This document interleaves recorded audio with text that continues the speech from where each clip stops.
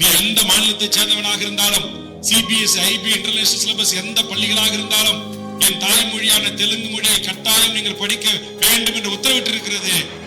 அதே மாதிரி தமிழ்நாட்டு முதலமைச்சர் அவர்களே, நீங்க இங்கேயும் அதே மாதிரி 10வது வரையிலும் இந்த கட்சினா என்ன?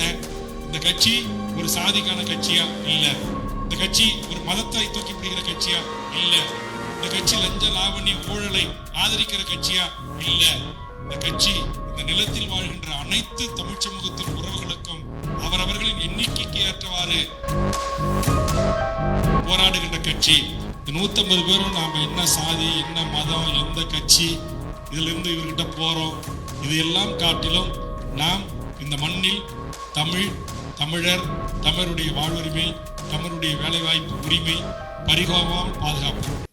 இது விருதுநகர் லஞ்சம், லாவண்யம், குடும்பம், மனைவி, குழந்தை, பேரன், பேத்தி, அடுத்த தலைமுறை, அதற்கும் அடுத்த தலைமுறை சொத்து சேர்க்க வேண்டும் என்று ஆசைப்படாமல் இந்த நாட்டில் ஒரு தலைவன் வாழ்ந்து மறைந்த மண் இந்த விருதுநகர். அந்த விருதுநகர் மாவட்டத்திற்கு வருகை தந்து உங்கள் அனைவரையும் சந்தித்து நீங்கள் அனைவரும் தமிழக வாழ்வுரிமை கட்சியில் இணைகின்ற இந்த நிகழ்ச்சியில் பங்கெடுப்பதிலே நான் பெருமை அடைகிறேன். காரணம், தமிழக வாழ்வுரிமை கட்சி தொடங்கிய போது அது பண்ருட்டி கட்சி என்றார்கள். பிற்காலத்தில் கடலூர் மாவட்டத்தில் 9 தொகுதிகளை விரிவடைந்த போது அது கடலூர் மாவட்ட கட்சி என்றார்கள். அதற்கு பிறகு இந்த கட்சியை நாங்கள் இன்னும் கொஞ்சம் கூடுதலாக நகர்த்திய போது அது 3 மாவட்ட கட்சி, கடலூர், விழுப்புரம், அரியலூர், பெரம்பலூர் என்று சொன்னார்கள். அதற்கு பிறகு கொஞ்சம் இன்னும் நாங்கள் வளர்ச்சியடைந்த போது அது வடதமிழ்நாடு கட்சி என்றார்கள். அதற்கு பிறகு இங்கே அமர்ந்திருக்கிற நம்முடைய தமிழ்ச்செல்வன் ஜெயபால், ஏற்கனவே இருந்த சுரேஷ் போன்ற பல்வேறு பிரணேஷ் போன்ற பல்வேறு தம்பிமார்கள், எண்ணற்ற ஒன்றிய நகர செயலாளர்கள் அப்படி கட்சியிலே இணைந்த போது, அதுக்கு பிறகு நம்முடைய முருகானந்தம் ஜெரோன்குமார்கள் இணைந்த போது, நம்முடைய சித்திகள் இணைந்த போது, திண்டுக்கல்லே நம்முடைய பெரியசாமி போன்றவர்கள் இணைந்த போது, தேனியிலே நம்முடைய நண்பர்மார்கள் எல்லாம் இணைந்த போது, இப்போது அவர்கள் வடதமிழ்நாடு என்று சொன்ன கட்சியை அவர்களாக ஒற்றுக்கொள்ளுகிறார்கள். வேல்முருகனுக்கு தமிழ்நாட்டில் குறிப்பிட்ட அளவு செல்வாக்கு இருக்கிறது என்று ஒத்துக்கொள்ளுகிறார்கள். அப்புறம் இந்த மத்திய மண்டலம், அது கொங்கு பெல்ட்டு, அங்க ஒன்றும் பெருசா கட்சி இல்லை அப்படின்னாங்க. அங்க இங்க வந்திருக்கிற மோகன்ராய், தங்கம், நம்முடைய தருமபுரி, நம்முடைய பாமகவில் ஒன்றிய பெருந்தலைவராக இருந்த தவமணி உள்ளிட்ட சரவணன் உள்ளிட்ட அக்கா மறந்த ஜெயலட்சுமி பாலு போன்றவர்கள், அதுபோன்று கிருஷ்ணகிரியிலே 1700 கிளைகளை உருவாக்கினோம். இன்றைக்கு அந்த கொங்கு மண்டலம் என்று சொல்லக்கூடிய சேலத்தை மையமாக வைத்து இதுவரையிலும் நம்முடைய அருமை நண்பர் செல்வம் மோகன்ராஜ் அவருடைய ஏற்பாட்டில் நம் கட்சியினுடைய நிர்வாகிகள் எல்லாரும் சேர்ந்து இன்றைக்கு கொங்கு மண்டலத்தில் சேலம், தருமபுரி, கிருஷ்ணகிரி, ஈரோடு, நாமக்கல், கோயம்புத்தூர் என்று சொல்லக்கூடிய அந்த மண்டலத்தில் இன்றைக்கு தமிழக வாழ்வுரிமை கட்சி ஒரு அசைக்க முடியாத ஒரு மக்கள் செல்வாக்கோடு, இளைஞர் செல்வாக்கோடு வளர்ந்து வருகிறது. ஆக இப்போது என்ன பேசுகிறார்கள் என்று சொன்னால், கும்மிடிப்பூண்டியில் தொடங்கி கன்னியாகுமரி வரையில் தமிழக வாழ்வுரிமை கட்சி தமிழ் மக்கள் மனங்களை வென்றிருக்கிறது. இதுல எனக்கு என்ன ஒரு மகிழ்ச்சினா, இந்த திருச்சிக்கு அந்தாண்ட இந்த விருதுநகரா இருக்கட்டும், கன்னியாகுமரியா இருக்கட்டும், இங்கெல்லாம் நான் சார்ந்த சமூகங்கள் பெரிய அளவில் இல்லை. மீன் பிடிக்கிற சமூகங்கள் ராமநாதபுரம் மாவட்ட எல்லைகளில் இருக்காங்க, திருநெல்வேலி தென்காசி பகுதியில் கொஞ்சம் இருக்கிறாங்க, கன்னியாகுமரி பகுதியில் கொஞ்சமா இருக்கிறாங்க. ஆனா மீதி ஒரு சரிபாதி 38 மாவட்டங்கள்ல ஒரு 15 மாவட்டங்களில் நான் பிறந்த சமூகம் ஒருவர் கூட இல்லை. ஆனால் இந்த 15 மாவட்டத்திலும் தமிழக வாழ்வுரிமை கட்சியின் மாநில பொறுப்பாளராக, மாவட்ட செயலாளராக எல்லா பொறுப்புகளையும் வகிக்கக்கூடியவர்கள் என் தமிழ்ச்சாதியின் தொப்புள் கொடி உறவுகள் என் தலைமையை ஏற்று தமிழக வாழ்வுரிமை கட்சியில் இணைந்திருக்கிறார்கள். இந்த விருதுநகர்ல எங்களுக்கு கொஞ்சம் கட்டமைப்பு ரீதியா எங்க ஜெரோன்குமார் எவ்வளவு முயற்சி பண்ணாரு. ஒரு 50 பேர் தான் இருப்பாங்க அதிகபட்சம். அந்த 50 பேருக்கும் இன்றைக்கு முறையா தகவல் சொல்லல, புதியவர்களுக்கு ஒரு இம்பார்ட்டன்ட் இருக்கட்டும் அப்படின்னு சொல்லி அவர்கள் நம்ம அழைக்கல. ஏன்னா பத்திரிகையாளர்கள் என்ன செய்யறாங்கன்னா, அந்த 50 பேரை கூட்டு வந்து உட்கார வச்சு அவங்கள புகைப்படம் எடுத்து, இவங்கெல்லாம் ஏற்கனவே இருக்கிறவங்க தான், அவங்களே இட்டு வந்து உட்கார வச்சு போலியா இனிப்பு விழா நடத்துறாங்கன்னு நம்ம பங்காளிகள்லாம் இப்போ ஃபேஸ்புக்கில் வரைஞ்சி கட்டி எழுதுறாங்க. அதனால இங்க உட்காந்துருக்கிறது பூரா நீங்க தான், புதிய வரவுகள் தான். அந்த அளவுக்கு எங்களுக்கு எண்ணிக்கை பெருசு இல்லை, உங்களுடைய எண்ணங்கள் தான் பெருசு. எண்ணிக்கை அது ஒரு நாள்ல எவ்வளவு பேர் வேணுமாலும் வருவாங்க, அப்படியே கரைஞ்சி போயிடுவாங்க. ஆனா முருகானந்தம் கூட ஒரு 5 தம்பிமார்கள் வந்தாங்க. நம்முடைய முருகானந்தம், குட்டிமணி, பாலா, அது போன்று நம்முடைய தம்பிமார்கள் நல காளி, அது போன்ற விரலுட்டு எண்ணக்கூடிய அஜித், இப்போ வந்திருக்கிற நம்ம இந்த மாதிரி ஒரு குறிப்பிட்ட ஒரு 10 பேர் தான் வந்தாங்க.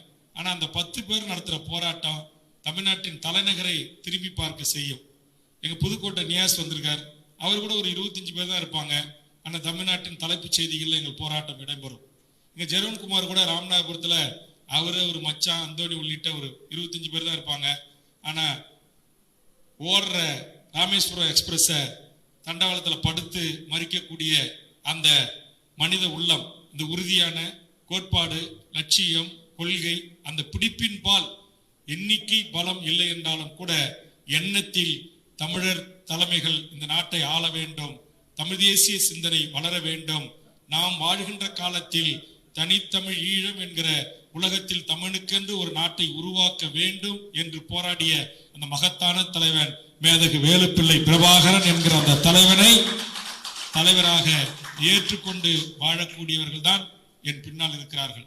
இப்ப நீங்க ஒரு 150 இளைஞர்கள் இங்க இணையறீங்க அப்படின்னா, இந்த 150 பேரும் நாம என்ன சாதி, என்ன மதம், எந்த கட்சி, இதுல இருந்து இவர்கிட்ட போறோம், இது எல்லாம் காட்டிலும் நாம் இந்த மண்ணில் தமிழ், தமிழர், தமிழருடைய வாழ்வுரிமை, தமிழருடைய வேலைவாய்ப்பு உரிமை பறிகோமாமல் பாதுகாப்பது, இருக்கிற உரிமைகளை பாதுகாப்பது, இழந்த உரிமைகளை மீட்பதற்கு போராடுவது, குறைந்தபட்சம் அப்படி போராட்டத்தோடு இருந்தால்தான் நம்முடைய அடிமடியில கை வைக்காத ஒரு சூழலை நாம் இந்த மண்ணில் ஏற்படுத்த முடியும். இன்னைக்கு எல்லா இடங்களிலும் தமிழர் அல்லாதவர்களின் ஆதிக்கம் இன்றைக்கு கொடிகட்டி பறக்குது. இன்னைக்கு விருதுநகரில் இருக்கிற மிகப்பெரிய தொழிற்சாலைகள் எல்லாம் சமீப காலமா வாங்குறவங்க யாருன்னு பாத்தீங்கன்னா எல்லாமே வடநாட்டுக்காரங்களா இருக்கிறான். கோயம்புத்தூர்ல இருக்கிற பெரிய தொழிற்சாலைகள் இன்னைக்கு யாருக்கிட்ட கை மாறுதுன்னா எல்லாமே வடநாட்டுக்காரனா இருக்கிறான். இன்னைக்கு சென்னையில் இருக்கிற அத்தனை மிகப்பெரிய செல்வம் கொழிக்கக்கூடிய மிகப்பெரிய வணிக வளாகங்கள், மால்கள் யார் கையில் இருக்குன்னா தமிழர் அல்லாதவர் கையில் இருக்கு. தொழிற்சாலைகள், இன்னைக்கு விவசாயம், நாத்து நடுறதுக்கு கூட ஏழை கூலியா இந்திக்காரனை கொண்டு வந்து இறக்கிட்டாங்க. அறுவடைக்கு கூட அறுவடை மிஷின இயந்திரத்தை ஓட்டுறதுக்கு கூட வடநாட்டுக்காரன் வந்துட்டான். இப்ப சிவகாசியில நம்முடைய மக்கள் செத்து இன்றைக்கு வேகாத வெயில்ல இந்த மருத்துவ தொழிற்சாலையில இருக்கிறாங்களே, அந்த அவர்கள் வாழக்கூடிய அந்த இடம் இன்னைக்கு யாரு கையில் இருக்குன்னா வடநாட்டுக்காரங்க இருக்காங்க. நம்முடைய கோயம்புத்தூர்ல நம்ம மக்கள் கிட்ட இருந்த இந்த மண்ணில ஆண்டாண்டு காலமா நம்மளோடு 2.5 கலந்து வாழ்ந்துகின்ற ஜிடி நாயுடு, அவரு தொழிற்சாலையில அவர் மிகப்பெரிய விஞ்ஞானியா போற்றப்பட்டார். அந்த ஜிடி நாயுடு வம்சத்துக்கிட்ட இருந்த எல்லா ஆலைகளும் இன்றைக்கு மார்வாடி, சேட்டு, குஜராத்தி கையில போய் இருக்கிறது. ஆக தமிழ் சமூகத்தின் உரிமைகளை, தமிழ்நாட்டில் ஆண்டாண்டு காலமாக வாழ்கின்ற தமிழர்களின் உரிமைகளை அனைத்தையும் பறிக்கின்ற ஒரு பாசிச பாரதிய ஜனதா அரசு இன்றைக்கு தமிழ்நாட்டு மக்கள், இங்க வாழ்றவங்க நம்ம 7 கோடி பேர், இங்க நாயுடு, ரெட்டி, பிள்ளையாறு, ஒக்கிலிக்கரு, தெலுங்கரு அப்படி என்று சொன்னாலும் கூட அவர்கள் அனைவருமே இன்றைக்கு தமிழ் சமூகத்தில் 2.5 கலந்து எங்களோடு ஒன்றாக கலர்ந்து வாழுகிறார்கள்.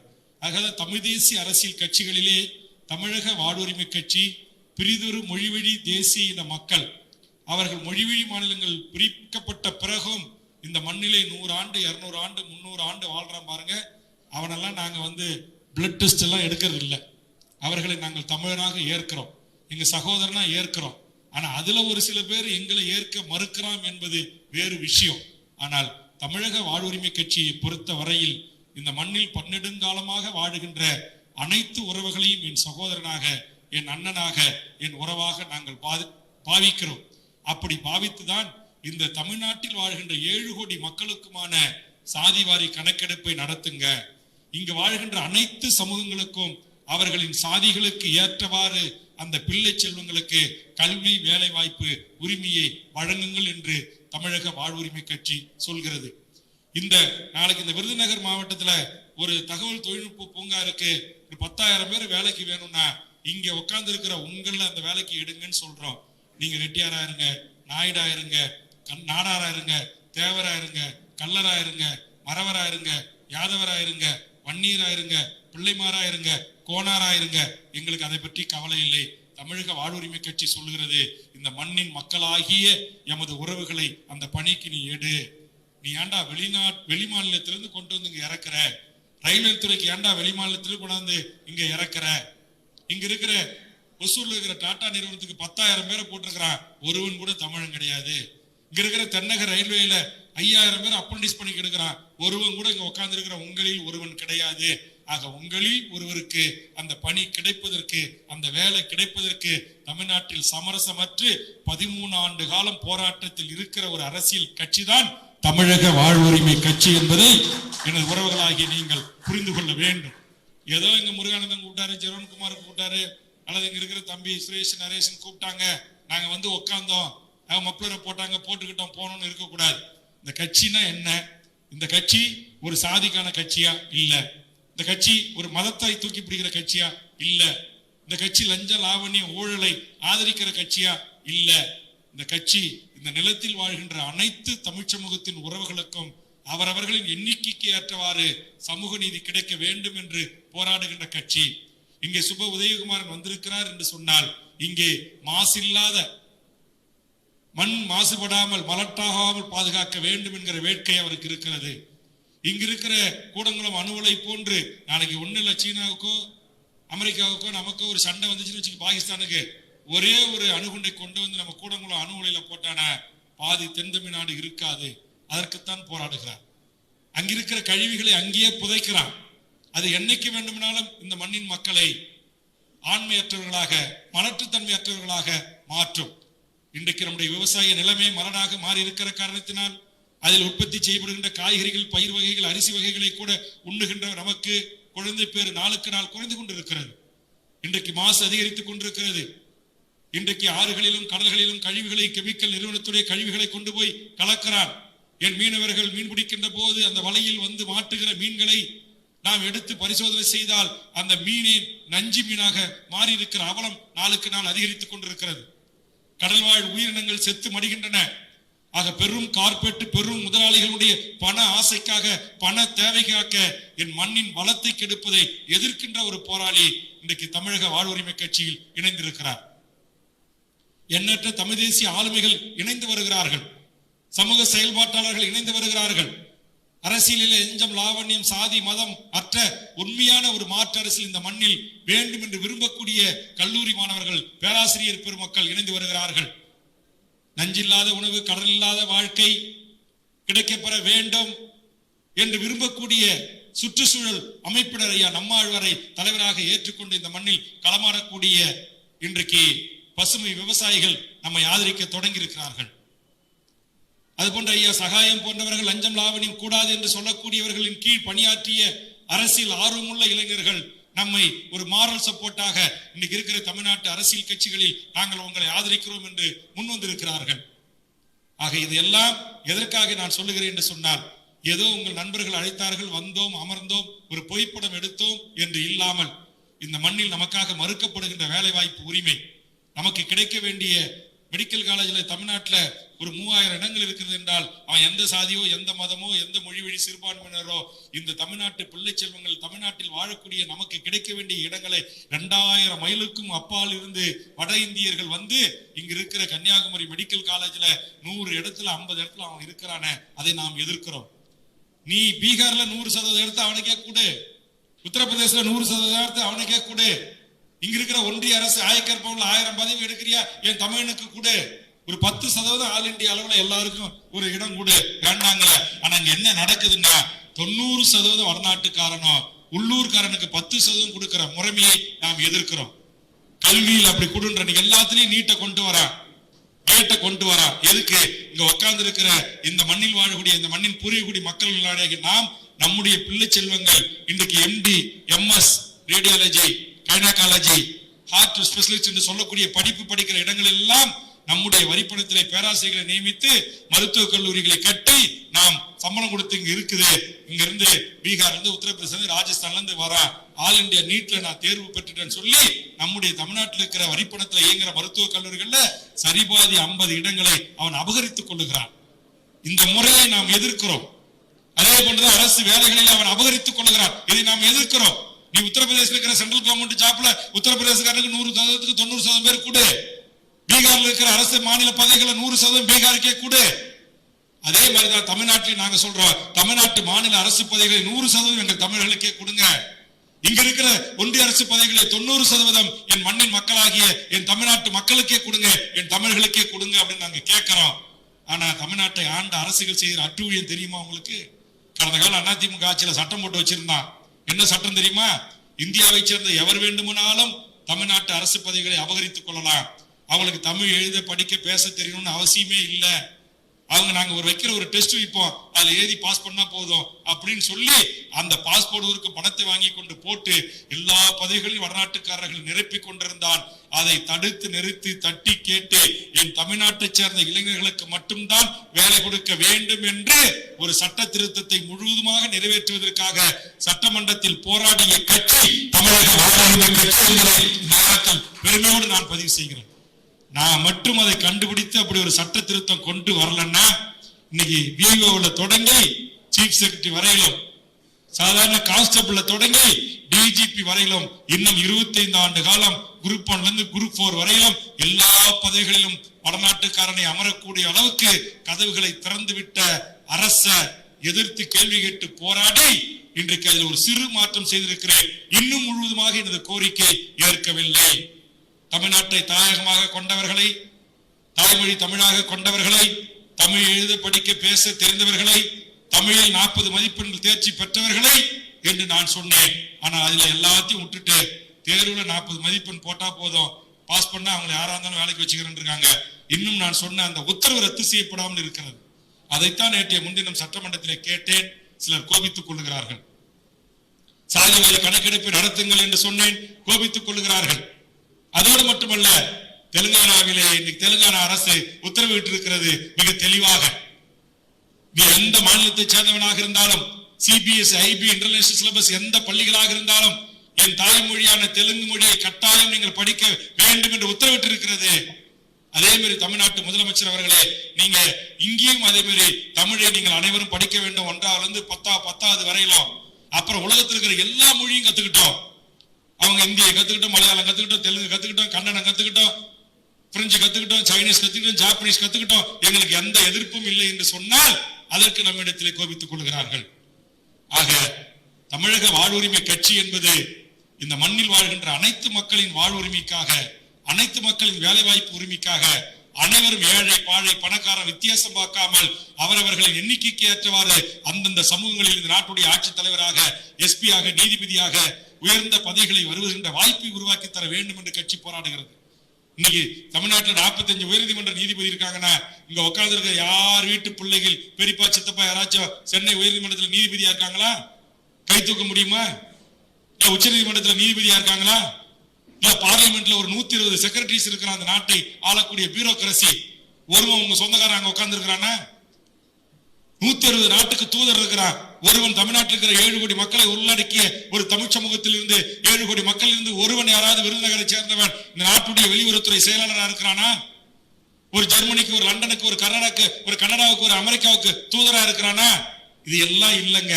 ஒரே ஒரு சதவீதம் இருப்பவன் எல்லாவற்றையும் அனுபவித்துக் கொள்ளுகிறான். இது தவறு என்று சுட்டி காட்டி அதற்காக போராட்ட களத்தை காணுகின்ற ஒரு அரசியல் போர் இயக்கம் தான் நான் பதிவு செய்கிறேன். எனது இளைஞர்கள் ஏதோ ஒரு அரசியல் கட்சிக்கு கூப்பிட்டாங்க, போனோம் வந்தோம் அப்படி என்று இல்லாமல் இந்த மண்ணில் தான் கிட்டத்தட்ட 65 நாட்களுக்கு மேலாக ஒரு சொட்டு கூட நீர் அருந்தாமல் சங்கரலிங்கம் நாடார் என்கிற ஒரு பச்சை தமிழன் தமிழ்நாடு என்று பெயர் சூட்டுவதற்காக தன்னுயிரை தந்திட்ட மொழி போராளிகள் வாழ்ந்த மண் இந்த மண். ஆக அந்த மண்ணில் இருந்து உங்க அனைவரையும் தமிழக வாழ்வுரிமை கட்சியிலே இணைத்துக் கொள்வதிலே நான் பெரும் மகிழ்ச்சி அடைகிறேன். அந்த வகையில் இன்றைக்கு சாதியா இங்கெல்லாம் நம்ம பிரிஞ்சு கிடக்கிறோம். அதனால நம்மள யாராரோ ஆளணும்னு நினைக்கிறான், யாராரோ அதிகாரம் செலுத்தணும்னு நினைக்கிறான், யாராரோ நீதிபதியா இருக்கணும்னு நினைக்கிறான், யாராரோ இந்த நாட்டுடைய ஆட்சித் தலைவராக IAS IPS அதிகாரிகளாக இருந்து அதிகாரம் செலுத்தணும்னு நினைக்கிறான். இதையெல்லாம் நீங்கள் புரிந்து கொண்டு எனது அருமை உறவுகள், இந்த மண்ணின் மக்களாகிய நாம் இந்த மண்ணில் ஏற்படுகின்ற அநியாயங்களுக்கு எதிராக, தீமைகளுக்கு எதிராக வெகு மக்களை அணிதிரட்டி போராடி தமிழ் சமூகத்தின் வாழ்வுரிமையை பாதுகாப்பதற்கு போராடும். இன்றைக்கு முல்லை பெரியார் 152 அடி அணைய உயர்த்தலான்னு சொல்லிட்டான் வல்லுநர் குழு. மலையாள நாட்டில் வாழ்ற எல்லாரும் ஒண்ணு சேர்ந்துக்கிட்டு ஒரு அடியை நான் ஏற்ற விடமாட்டேன்னு சொல்றான். கர்நாடகத்துல காங்கிரஸ், பிஜேபி, மாநில கட்சி எல்லாம் ஒண்ணு சேர்ந்துக்கிட்டு மேகதாட்டுல அணை கட்டியே தீர்வுன்னு சொல்றான். தமிழ் மக்களாகிய நம்ம கிட்ட ஒற்றுமை இல்லை. நம்ம ரெட்டியாரா, நம்ம செட்டியாரா, நம்ம நாடாரா, நம்ம முக்குளத்தோரா, நம்ம வன்னியரா, நம்ம ஆதி திராவிடரா நாம் பிரிந்து கிடக்கிறோம். சாதி சண்டை வந்துச்சுன்னா நம்ம வேகமா கம்பு எடுக்கிறோம், கத்தி எடுக்கிறோம். ஆனா அவன் இனத்திற்கு ஒரு கேடு வருகிறது என்று சொன்னால் நாம் குறைந்தபட்சம் ஜனநாயக ரீதியாக ஒன்று கூடி ஒரு அறப்போராட்டத்தை முன்னெடுக்க வர மறுக்கிறோம். ஆக இதையெல்லாம் இந்த மக்களுக்கு ஒரு விழிப்புணர்வை ஊட்டி இந்த தமிழ் சமூகத்தை ஒரு குடையின் கீழ் ஓர்மையின் கீழ் கொண்டு வந்து நாம் பிரிதுவரை எந்த மொழிவழி தேசிய இனத்திற்கும் எதிராக இல்லாமல் அவர்களை எதிராக நிறுத்தாமல் இந்த மாநில மக்களின் உரிமைகளுக்காக, இந்த மாநிலத்தில் வாழ்கின்ற 7 கோடி மக்களின் வாழ்வுரிமைக்காக சமரசமற்று போராடுகிற தமிழக வாழ்வுரிமை கட்சியில் நீங்கள் இணைந்திருக்கிறீர்கள். இன்னும் உங்கள் நண்பர்களை, உறவுகளை எடுத்து கூறி உங்களுக்கு எங்க கட்சி, இந்த கட்சியை குறித்து ஏதாவது ஐயங்கள் இருந்தால் வேல்முருகன் டி அப்படின்ற என்னுடைய முகநூல் பக்கம் இருக்கிறது. அதுல நீங்க போய் லைக் பண்ணீங்கன்னா இந்த 14 ஆண்டு காலம் 13 ஆண்டு காலம் இந்த கட்சி எந்த மாதிரி பிரச்சனைகளை கையில் எடுத்திருக்கிறது, எந்த மாதிரி போராட்டங்களை நடத்திருக்கிறது, இந்த கட்சியின் சார்பாக எந்த மாதிரி அறிக்கைகளை, ஆலோசனைகளை இந்த அரசுகளுக்கு நான் வழங்கியிருக்கிறேன், 2001 2011 வரையிலும் சட்டமன்றத்தில் என்ன பேசியிருக்கிறேன். நீங்க எல்லாம் இளைய தலைமுறையாக இருக்கிறீர்கள். ஒரு காலத்துல நீங்க எல்லாம் பிஇ படிக்கணும்னா சென்னைக்கு தான் வரணும். அந்த நிலைமையை மாற்றி இன்னைக்கு தென் மாவட்டங்களில் ஒரு 4-5 இன்ஜினியரிங் கல்லூரி அரசு சார்பா இருக்கு. தமிழ்நாட்டில் கிட்டத்தட்ட 38 இன்ஜினியரிங் காலேஜ் இருக்கு. அப்படின்னா அப்படி மாவட்டத்திற்கு ஒரு இன்ஜினியரிங் கல்லூரியை உருவாக்கணும் என்று குரல் கொடுத்தவன் சட்டமன்றத்தில் வேல்முருகனாகிய நான் என்பதை பதிவு செய்கிறேன். அதே மாதிரி மாவட்டத்துக்கு ஒரு பொறியியல் கல்லூரி வேண்டும் என்று குரல் கொடுத்தவன், சுரண்டல் லாட்ரிசி ஒழிக்க வேண்டும் என்று அம்மையார் ஜெயலலிதாவுடன் போராடி அதை ஒழிப்பிற்கு சட்டம் கொண்டு வந்தவன், மணல் குவாரிகளை அரசுரிமையாக்க வேண்டும், அந்த நிதியை கல்விக்கு செலவிட வேண்டும் என்று சட்ட திருத்தத்தை கொண்டு அதை சாதித்தவன். இப்படி எனக்கென்று கிடைத்த ஒரு எம்எல்ஏ பதவியை வைத்துக் கொண்டு தமிழக சட்டமன்றத்தில் ஒட்டுமொத்தமாக இந்த மண்ணில் வாழ்கின்ற அனைத்து மக்களுடைய பிரச்சனைகளை குறித்தும், உங்க சிவகாசி வெடி விபத்து குறித்து எத்தனை முறை சட்டமன்றத்தில் பேசியிருப்பேன், குறிப்புகள் இருக்கு, எடுத்து பாருங்கள். உண்மைக்கு மாறா பொய்யா ஓட்டுக்காக கட்சியை வளர்க்கணுங்கிறதுக்காக இட்டுக்கட்டி சொல்றது, இல்லாததை சொல்றது, ஏத்தி இறக்கி சொல்றது, அது எல்லாம் என் வாழ்நாளில் கிடையாது. எதை இந்த மண்ணுக்காக, மக்களுக்காக, மொழிக்காக, இனத்திற்காக செய்திருக்கிறனோ அதை நான் சொல்லுவேன். அதனால என்ன செய்யறது, ஏழையின் குரல் அம்பலம் ஏறாது என்று சொல்வார்களே, அதுபோல நான் இந்த 45 ஆண்டு காலம் என்னுடைய பொது வாழ்வில் 1983 ஜூலை கலவரத்தில் நான் வீதிக்கு வந்தேன். ஈழத்தில் நடக்கிற இனப்படுகொலையை எதிர்த்து மாணவர் பருவத்தில் மாணவர்களை திரட்டி சாலை மறியலுக்கு வந்தேன். குட்டிமணி, ஜெகன், தங்கதுரை போன்றவர்களுடைய படுகொலையை குறித்து மாணவர்களை திரட்டி மறியல் செய்தேன். அன்றிலிருந்து இன்றைய வரையிலும் என் பொது வாழ்வு என்பது இந்த மண்ணுக்கானதும், இந்த மக்களுக்குமானது, இந்த மொழிக்கானதும், இந்த இனத்திற்குமானமாக தமிழீழ விடுதலைக்கான ஆதரவு தளத்திலும் பணியாற்றி இருக்கிறேன். அதனால் தான் என்னோடு சாதி சாராத அல்லது நான் சார்ந்த சாதியுடைய ரத்தம் சாராத எந்த தொடர்பும் இல்லாத முருகானந்தன்களும், ஜெரோன்குமார்களும், சுரேஷுகளும், இங்கே அண்ணன் சுப உதயகுமாரன்களும், தனசேகரன்களும், இங்கே ஜெயபாலம் தமிழ்ச்செல்வங்களும், பிரணேஷ்களும், இன்னும் எண்ணற்ற நியாஸ்களும் இணைந்து கொண்டிருக்கிறார்கள் என்று சொன்னால் என்னை முழுவதுமாக அவர்கள் பரிசோதித்து இன்னைக்கு தமிழ்நாட்டில் இருக்கிற இத்தனை ஓட்டு அரசியல் கட்சிகளிலே திமுகவுக்கு போலாமா, அண்ணா திமுகவுக்கு போலாமா, காங்கிரஸுக்கு போலாமா, பிஜேபிக்கு போலாமா, பாமகவுக்கு போலாமா, விடுதலை சிறுத்தைக்கு போலாமா, நாம் தமிழருக்கு போலாமா, அப்படி என்று சீர்தூக்கி ஆய்ந்து அறிந்து கடைசியில் அவர்கள் முடிவெடுத்து தமிழக வாழ்வுரிமை கட்சியில் தங்களை இணைத்துக் கொண்டிருக்கிறார்கள் என்று சொன்னால் நான் எந்த ஒரு குறுகிய வட்டத்திற்குள் நிற்காமல் உலகம் முழுவதும் வாழ்கின்ற என் தமிழ் சமூகத்தின் வாழ்வுரிமைக்காக சமரசமற்று களத்தில் நின்று கொண்டிருக்கிறேன். அதனால் இன்றைக்கு பல்லாயிரக்கணக்கான உறவுகள் தமிழ்நாடு முழுவதும் பல்லாயிரக்கணக்கிலே வந்து இணைந்து கொண்டிருக்கிறார்கள். கட்சி நாளொரு மேனியும் பொழுதொரு வண்ணமும் வளர்ந்து கொண்டிருக்கிறது. அதன் ஒரு பகுதியாகத்தான் இன்றைக்கு விருதுநகரில் இந்த இணைப்பு விழா மாலை 1000க்கு மேற்பட்டவர்கள் அருமை சகோதரன் வெற்றிக்குமாரன் அவர்கள் தலைமையில் இன்றைக்கு மதுரையில் இணைப்பு விழா நடைபெற இருக்கிறது. அந்த வகையில் எனக்கு விருதுநகர்ல ஒரு 100 பேர் நம்ம கட்சியில இல்லையே, ஒரு 200 பேர் இல்லையே, கட்சி அடுத்த கட்டத்துக்கு இங்க வளர்க்க முடியலையே என்கிற ஒரு ஆதங்கம் இருந்தது. அந்த ஆதங்கத்தை இந்த 7 தம்பிமார்களும் நிறைவேற்றி இருக்கிறார்கள். அந்த வகையிலே அங்கிருந்து சென்னையில் இருப்பாரு, கூட இருப்பாரு முருகானந்தா, எல்லாத்தையும் போட்டுட்டு வந்து தன்னுடைய நண்பர்களை வைத்துக் கொண்டு அவர் தான் சொன்னார், நாங்க அங்க கூட அழைச்சிட்டு வந்துடுறோம்னா, இல்ல நாங்க உதயகுமாரனை வச்சு இங்கே நடத்திக்கிறேன்னு சொன்னார். நான் கேட்டேன் எவ்வளவு பேர் வருவாங்கன்னு, ஒரு 100 பேர் குறையாம இருக்கும் அப்படின்னாரு. நீங்க ஒரு 100 பேரா, 10 பேர் வந்தாலும் பிரச்சனை இல்லை, நான் பக்கத்துல தானே இருக்கிறேன், 45 கிலோமீட்டர் தானே, அதனால பெருந்தலைவர் காமராஜர் பிறந்த இந்த மண்ணுக்கு வருவதில் பெருமை அடைகிறேன் என்று சொல்லி நானாதான் வாலண்டா உங்களை பார்க்க வந்தேன். அவர் என்ன ஒரு 500 பேர் இருந்தா நல்லா இருக்கும், ஒரு 1000 பேர் பிரம்மாண்டமா இருக்குனாரு. பரவாயில்ல 50 பேர் இளைஞர்களா இருக்கிறீங்க எல்லாருமே. இங்க ஒரு 150 பேர் உட்காந்துருக்கீங்க. 150 பேரும் எல்லாம் 30 வயசுக்குள்ளதான் இருக்கிறீங்க. இந்த 150 பேரும் எனக்கு 1.5 லட்சம் பேருக்கு சமமானவர்களாக நான் பார்க்கிறேன். நீங்கள் இந்த முகநூல்ல, இந்த ட்விட்டர்ல, பேஸ்புக்ல, சட்டமன்றத்துல நடக்கிற நிகழ்வுகளை இதையெல்லாம் நீங்கள் கவனிச்சு அதுல ஆரோக்கியமான விவாதங்கள்ல பங்கெடுங்க.